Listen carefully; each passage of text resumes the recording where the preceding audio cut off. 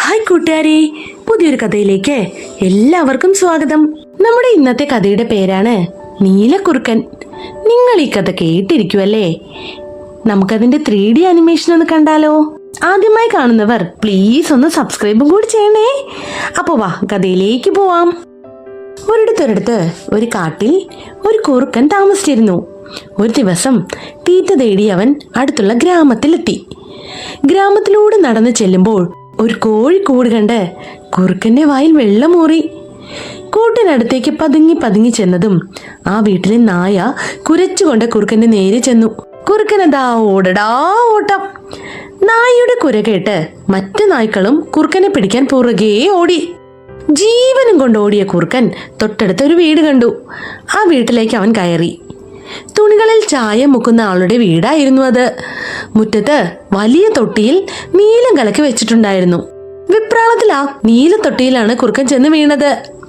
അപ്പോഴേക്കും പട്ടികളുടെ കുര അടുത്തടുത്ത് കേൾക്കുന്നുണ്ടായിരുന്നു.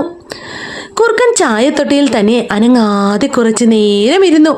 പട്ടികൾ ഓടിപ്പോയി എന്ന് ഉറപ്പുവരുത്തി അവൻ മെല്ലെ എഴുന്നേറ്റ് കാട്ടിലേക്ക് ഓടിപ്പോയി.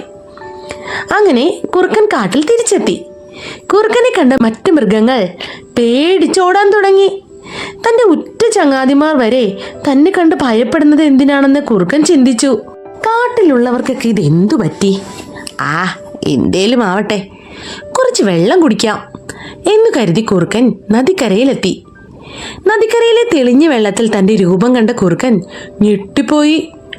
തനിക്കിത് എന്തു പറ്റി?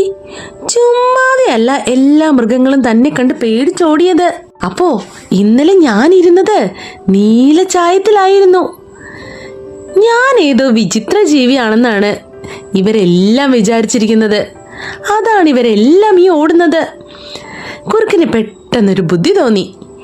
കുറുക്കൻ നേരെ മറ്റുള്ള ജീവികളുടെ അടുത്തേക്ക് ചെന്നു. നിങ്ങൾ എന്തിനാണ് എന്നെ കണ്ട് ഓടുന്നത്? ആരും പേടിക്കണ്ട, എനിക്ക് നിങ്ങളോട് കുറച്ച് കാര്യങ്ങൾ പറയാനുണ്ട്.